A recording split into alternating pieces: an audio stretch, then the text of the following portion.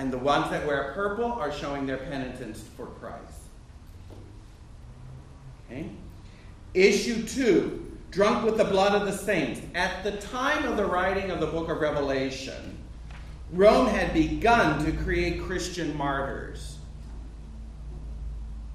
Okay? If the book of Revelation, as I believe, was begun or written in the 90s, Rome's persecution of the Christians began with Nero and was being reinvigorated with Domitian. It would later continue for another 200 years. Okay, from that point. Another 200 years before there would be a reprieve. In contrast, or in comparison, the history of Israel killing the prophets was much longer and much greater. Israel killed hundreds of prophets, maybe even thousands in its history. And I want to show you something of what Jesus said. Matthew 23. Matthew 23:33. Page 22, if you have my Bible. New Testament. Matthew 23:33. This is Jesus' condemnation of the Pharisees on Holy Tuesday. The last time he speaks his mind to them. Because he begins with verse 29. Woe to you, scribes and Pharisees, hypocrites! You build tombs of the prophets and adorn the monuments of the righteous, saying, if we had lived in the days of our fathers, we wouldn't have taken part in the shedding the blood of the prophets. Thus you are witness against yourselves that you are the sons of those who murdered the prophets. Fill up then the measure of your fathers, you serpents, you brood of vipers. Remember, this is gentle Jesus, meek and mild. Right? You just called them a bunch of snakes. Remember what I said before Jesus? God, if you read the Old Testament, really read the prophets, he doesn't hold back. He tells it like it is. Well, here's Jesus telling it like it is. You bunch of snakes. Who do you think you are? You say you were going to do all that. Why, you're just as guilty as all those who murdered the prophets. Keep going. Therefore, I send you prophets and wise men and scribes, some of whom you will kill and crucify. Some you will scourge in your synagogues and persecute from town to town. That, now here's the key, that upon you may come all the righteous blood shed on earth from the blood of Abel. Who is Abel? Cain's brother. Cain's brother. Who is his parents? Adam and Eve. Jesus said you're going to be guilty of all of the righteous blood from Abel all the way until now.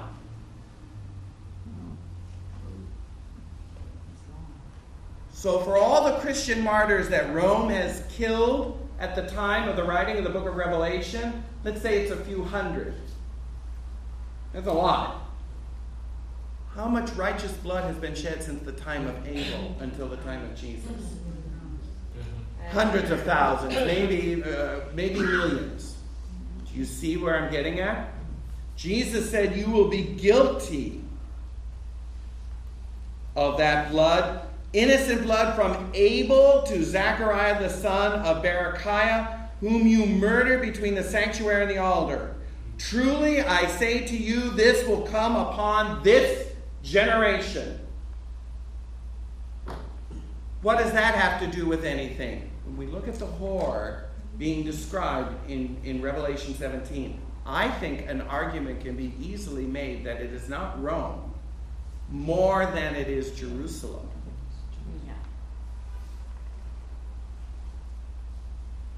Because Jesus himself just laid the blood guilt of all the righteous on them. See that? That is drinking the fornications, the blood of all the martyrs and of the saints. Yes? Also, can't you make an argument because Hosea, had him marry a prostitute, who was always cheating on him. And Yes. and we know for a fact that that was the symbol of Israel. Yes. Yes, that's exactly it. If you think biblically, if you go back to the Old Testament, there's far more imagery describing Israel as being a harlot than it is pagan Rome. Hosea is the best example, but you can look in Isaiah, Jeremiah, Ezekiel, chapter 14, I believe. Strong, vivid, if I will say graphic imagery of the kinds of harlotries that they were doing.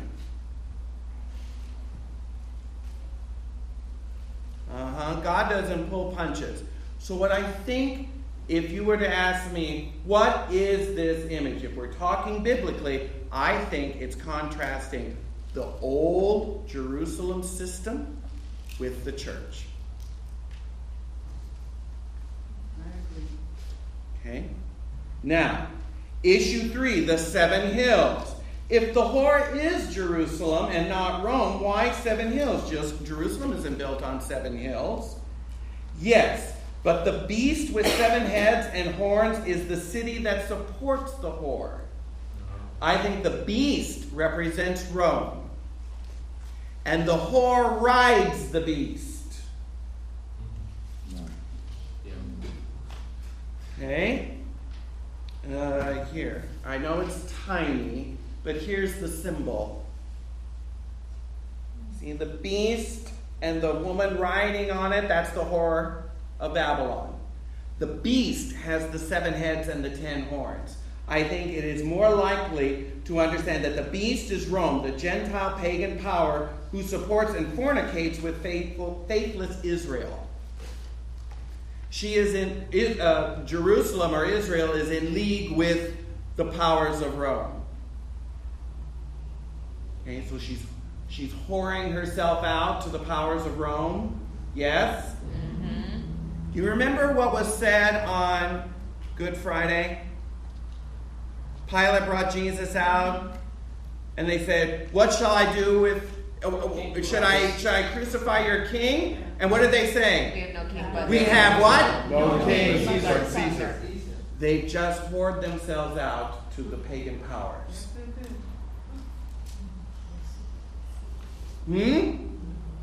That's what we're talking about. Faithless Israel trusting in pagan powers rather than God. And so I believe that the 7 hills are Rome. And that the beast that the whore rides on is Rome. But that's what Jerusalem is whoring herself out with. Yes? I was just going to ask, what is the relationship then, if you're going about, the whores of Israel? Is it because Rome gives them the power to stay in those roles? And yes. So you make that correlation to yep. today, how you could have people on high horses that are, getting supported by other people who are putting them in power. Mm-hmm. Oh, yeah. See, this is the example is that you are giving yourself over to the secular pagan powers rather than trusting God. Remember back in the Maccabean revolt? Remember the collaborators that worked with the Greeks to help subjugate the people? That when the tables finally were turned and the Greeks reared their ugly head, they killed the collaborators because they knew that they were turncoats. They were double agents. This is why everyone hated the tax collectors in Israel, because they were in collaboration with the Rome. They were taking the money from their own people and giving it to the occupying powers. How worse of a collaborator can you get? Talk about whoring yourself out, right? To make a buck.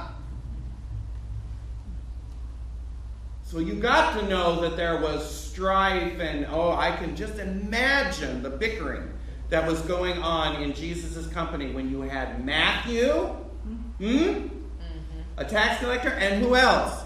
Judas. Simon the Zealot. I mean, you can't get more opposite people together. How about Judas?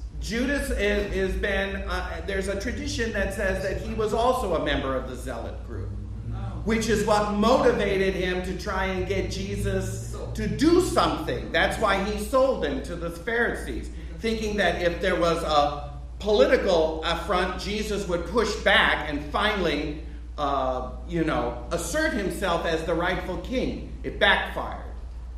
Completely backfired on Judas. That's when he realized, oh my goodness, I just sold innocent blood. Okay? Rod. So Caiaphas, high priest, his dad is that right?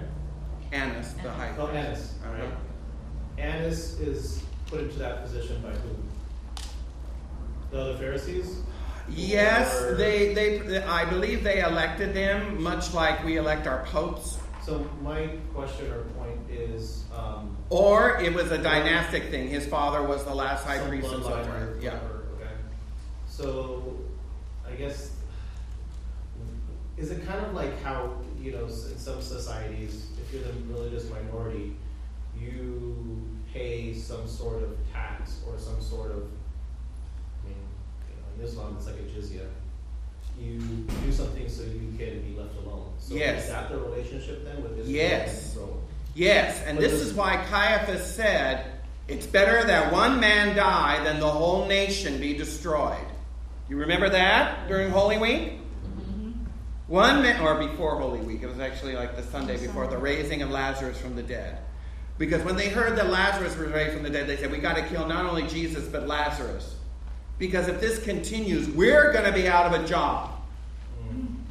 The Romans are not going to put up with this. And it's better that one man die than the whole nation be destroyed. You see that? Who is he trusting?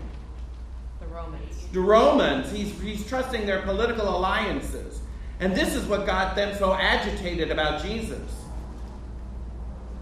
Is that he's taking the status quo and he's agitating it, and if it gets too agitated, the Romans are going to come in and knock some teeth in. And the whole thing is going to fall apart if everyone just stays calm and we give our token allegiance to Rome. They'll leave us alone enough so that we can continue to practice our faith. The problem with that is it never works out. And they should know that from their history with the Maccabees. That's why the sect of the Zealots came about. They're saying, this is crazy. You can't be pussyfooting with the Romans. Didn't we learn anything with the Greeks? You got to take up arms and trust that God will prevail and throw these powers out like he did the Greeks. That's what's going to liberate us. Now, there was another sect of Judaism that said, you know what? This whole thing is a mess. We've got priests pussyfooting around with the Romans in the temple. We've got these nut jobs that are inciting the Romans. We need to pull back away from all of this. Who were they? The Essenes. They said, we need to pull back because everything's about to blow. And when it blows, guess what? It's the end of the world. And that's when the Messiah is going to come and he's going to make everything right. So they sequester themselves into the desert and begin deep meditation and prayer and study and a life of communal monasticism. In preparation for the second coming. The coming of the Messiah. When you read the Dead Sea Scroll communities, what was in them, it's extraordinary. I never knew a lot of this until I did my Daniel paper. I mean, they really were looking at texts like Daniel. They were looking for not only one Messiah, but two. A political king and a new prophet. They were waiting for a prophet. And John the Baptist came. And that's why many in the secular community look at John the Baptist and say he's a spin-off of this Essene community. Because very much of what John the Baptist was like is what we read in the Essene community. Very much like that. Is it possible he came out of that? It's possible. The only hint we have in the Bible is that John the Baptist went into the wilderness, it says. But all prophets went into the wilderness. It doesn't necessarily mean it went to this community. It could have, But most likely, I don't know. I don't see a whole lot of evidence for that yet. So I'm going to withhold judgment. Okay? So, issue 4. The whore of Babylon rules over the kings of the earth. Jerusalem didn't rule. Rome did. It's clear that the whore is Rome. Well, this one's a little bit a tougher nut to crack, I would have to say, because it does seem quite clear, it says, that in the book of Revelation, that the whore of Babylon is Rome in that it rules over the kings of the earth. Revelation 17:18. And the woman that you saw is the great city which has dominion over the kings of the earth. Jerusalem didn't rule over anybody at the time that this was written. Rome did. And it was the great city. So it's clear that the whore is Rome. Well, I would say that this is the tougher nut to crack, because even the earliest commentaries on the book of Revelation, Victorinus, said that this is a reference to Rome. This was pagan Rome. But you just said, Chip, that this is more in line with what Jerusalem is. How you can't have it both ways. And you're right.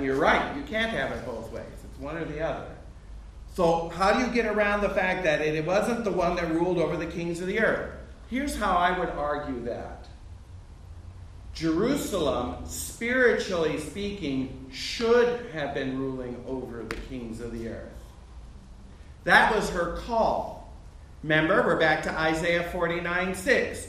You are a light to the nations. Also, God rarely speaks of a city other than Jerusalem. It rarely describes pagan cities as great, or even as other cities. Jerusalem is the great city of God. It is the city set on a hill. And a city that's set on a hill, you can't hide. Right?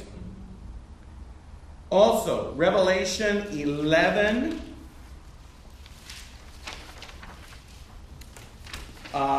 11 verse 8. And their dead bodies will lie in the street of the great city. Did you hear that? These two witnesses will